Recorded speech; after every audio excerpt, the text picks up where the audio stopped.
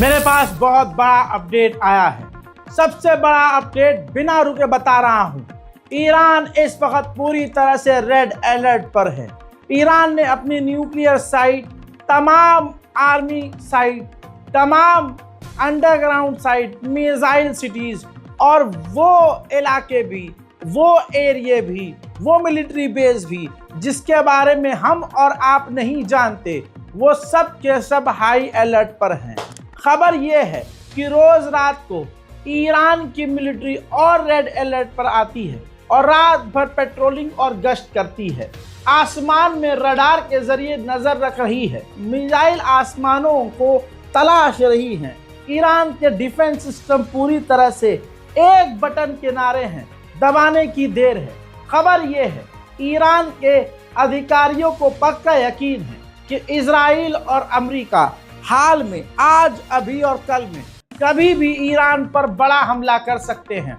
Iran का कोई भी अधिकारी रात को सो नहीं रहा है क्योंकि उनको इनपुट्स मिले हैं कि अमेरिका और इजराइल मिलकर ईरान पर कुछ बड़ा हमला कर सकते हैं। इसी बीच दोस्तों, दूसरी तरफ ये देख लीजिए, रूस के विदेश मंत्री सर्गेई लाव्रोव ईरान पहुंचे और ईरान के प्रेसिडेंट समेत ईरान के तमाम ऑफिशियल से मुलाकात की है। रूस और ईरान की दोस्ती से भी अमेरिका, इजराइल नाखुश। वहीं ईरान ने न जाने क्यों फिर से इजराइल और अमेरिका के मुंह पर थूक दिया है और एक बार फिर से आधिकारिक बयान में कह दिया है कि हम यानी ईरान डायरेक्ट अमेरिका से नेगोशिएशन नहीं कर सकता, डायरेक्ट बात नहीं कर सकता। इसकी उम्मीद अमेरिका और दूसरे लोग हमसे छोड़ दें। सुनिए। در قفقاز به دنبال برقراری صلح بین آذربایجان و ارمنستان هستیم و آمادگی داریم که در این خصوص کمک بکنیم.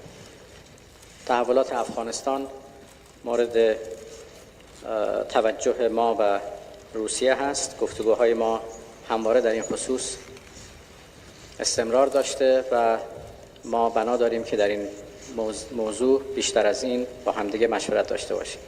و بالاخره در خصوص برنامه هستی ایران ما مشورت‌های بسیار نزدیکی رو امروز داشتیم.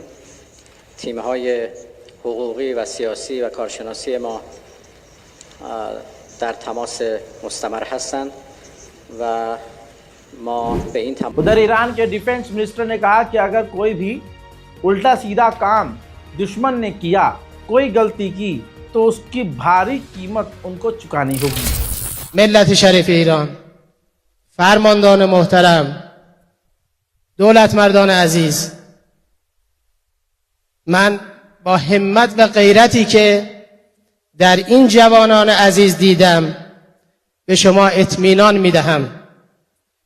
با وجود این جوانان غیرتمند، گزینه ترس از دشمن و عقب نشینی از اصول و آرمانهای ما جایی ندارد.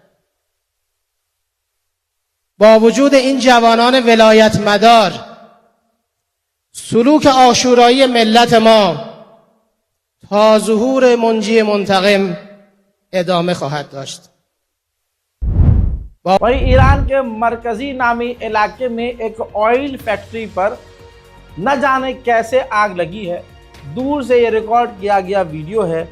ज़बरदस्त तरीके से धुआं निकल रहा है, लेकिन ईरान ने इसे हमला करार नहीं दिया है। अमेरिका ने अभी 2 दिन पहले जो पूरी तरह से ईरान के ऑयल टैंकरों पर पाबंदी लगाई, उसका असर अब समुद्र में नज़र आ रहा है। अब ईरान के टैंकर समुद्र में दिखना काफ़ी कम हो गए हैं। हज़रात, बड़ी बात यह है, मैं सबूत आपकी स्क्रीन पर रखना चाहूँगा। दैनिक भास्कर की रिपोर्ट है। अमेरिका के नए राष्ट्रपति डोनाल्ड ट्रंप ने ईरान के ऊपर पाबंदी लगाते वक्त और कई सारी कंपनियों पर बैन लगाया था। उनमें से 4 भारतीय कंपनियां थीं। 4 ऑयल एक्सपोर्ट कंपनियों पर जो बैन लगाया था वो भारतीय भी हैं। ईरान के साथ व्यापार करने पर एक्शन ये हुआ है कि भारत को भी खामियाजा उठाना पड़ा है। अमेरिका, इजराइल और यूरोप के बाद अब E3 जर्मनी, फ्रांस, ब्रिटेन ने भी ईरान से मुलाकात के बाद ईरान को धमकी दी और कहा कि ईरान के पास 3 जून तक का ही टाइम है।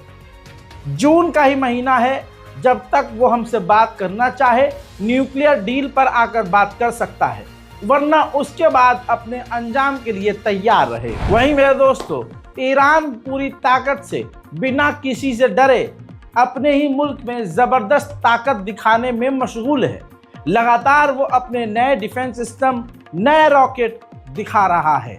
देखिए।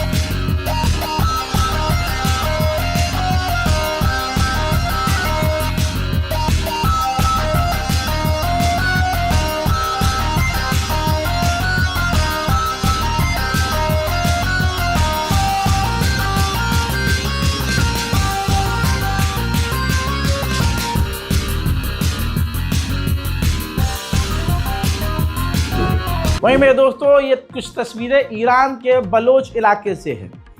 चाबहार पोर्ट के बेहद करीब बलोच आतंकवादियों ने ईरानी सेना पर हमला किया, जिसके बाद ईरान की सेना और बलोच के बीच घंटों तक झड़प चलती रही। हजरात, वहीं आपको बता दूं कि लेबनान में नसरुल्लाह को दफन कर दिया गया है, उनको सुपुर्द खाक कर दिया गया है, जिसके बाद ईरान ने उनके लिए वो काम किया जो इतिहास में लिखा गया।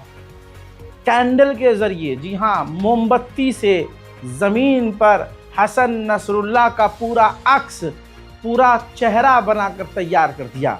ये काम बेशक ईरान ही कर सकता था। कमाल ये है कि सऊदी अरब भी अब हथियार बना रहा है। सऊदी अरब की हथियार बनाने वाली एक कंपनी ने ईरान के ड्रोन को, शाहिद 136 ड्रोन को कॉपी करके एक नया ड्रोन, सुसाइड ड्रोन बनाया है, जिसका नाम है X1500। जी हाँ, अब बेचारों के पास अपना कोई हो तो नाम रखे ना। ईरान के पास अपने बहुत सारे हैं, तो उन्होंने अच्छे अच्छे नाम रखे हैं। सऊदी अरब ने तो नाम तक भी क्या रखा, X1500। यही दिमाग है सऊदी का। अमेरिका के पेंटागन में प्रेस वार्तालाप चल रहा था, प्रेस मीटिंग चल रही थी। अमेरिका के डिफेंस मिनिस्टर से किसी ने पूछा कि अगर ईरान पर आप हमला करते हो या ईरान कुछ करता है, तो क्या आप सऊदी अरब का साथ दोगे या सऊदी अरब से किसी तरह की मदद लोगे, या सऊदी अरब क्या आपका साथ देगा? इस पर अमेरिका के डिफेंस मिनिस्टर ने साफ कहा कि ईरान पूरे इलाके के लिए खतरा है और सऊदी अरब हमारा साथी है। इस बारे में हम आगे सऊदी अरब से और भी बात करेंगे। सुनिए। Well, certainly that's a topic we're going to talk about today. Iran is a big concern in the region. Saudi Arabia has been a great partner, and that's something we're going to discuss today. Last question. वहाँ Syria में Syrian national dialogue conference नाम से सालाना एक meeting होती है। इस meeting में पहली बार जोलानी ने, अब चाहे ये समझ लीजिए अपनी इज्जत बचाने के लिए या कुछ भी, पहली बार अपने लोगों के बीच मांग की है कि इजराइल हमारी सरजमीन से, सीरिया से वापस चला जाए। तीसरी कोई लाइन नहीं बोली है, बस यही इतनी सी बात बोली। और फिर अगले मुद्दों पर बात करके जोलानी दाढ़ी पर हाथ मारकर चले गए। मेरी बात ये उम्मत मुसलमा लिख कर रख ले, ये जो सीरिया का राष्ट्रपति है ना, इसमें और दाइश में 1 इंच का भी कोई फर्क नहीं है। आज मौलाना साहब अगर मिंबर पर बैठ के इसको सपोर्ट इसलिए कर रहे हैं क्योंकि इसके अलावा कोई ऑप्शन नहीं है, इसके अलावा ईरान है और ईरान से मौलाना को बहुत तकलीफ है। पता नहीं ईरान ने मौलवी साहब की क्या चीज़ लेकर, मतलब कुछ भागा होगा है क्या? मौलवी साहब इतना टेंशन काहे लेते हो, इतना काहे चिढ़ते हो भाई? बहरहाल याद रखना, ये कौम के लिए एक बड़ा नुकसान है कि अगर आप किसी से नफरत कर रहे हो, देखो आपकी नफरत ने क्या कर दिया है। जोलानी को आपने इस लेवल पर सपोर्ट किया और जोलानी क्या कर रहा है? जोलानी को चाहिए थी सिर्फ गद्दी, जो उसे मिल गई।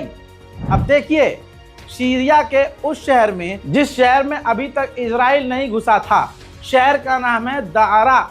उस दारा के इलाके में ये टैंक देख लीजिए, टैंक के साथ इजराइल के हथियार देख लीजिए, इजराइल की मिलिट्री को घुसता हुआ देख लीजिए। दारा, सीरिया के दारा के इलाके में इजराइल की फौज घुस चुकी है। वहां जोलानी ने कहा कि पीछे हट जाओ, क्योंकि वो तो मुंह से कहा था।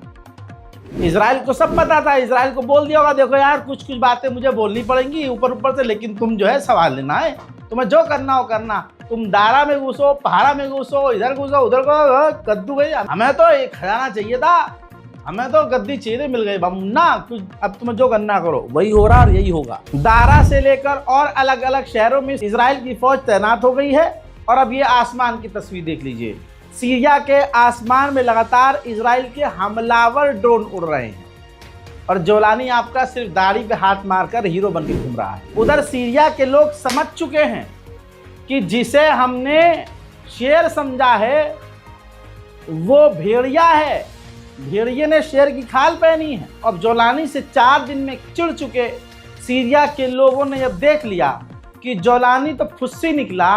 अब वो नेतन्याहू और इजराइल और अमेरिका के खिलाफ सीरिया के लोग खुद सीरिया की सड़कों पर उतरकर प्रदर्शन कर रहे हैं।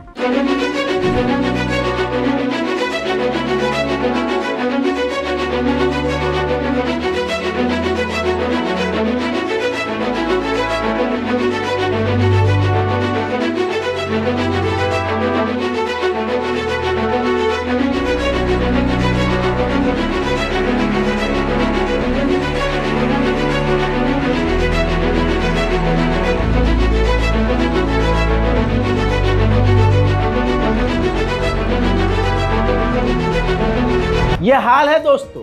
अब आपके हाथ में फैसला है कि आप जोलानी का साथ दें या किसी ईमान वाले का। मैं हूं रजा और आप देख रहे हैं रजाग्राफी। जय हिंद।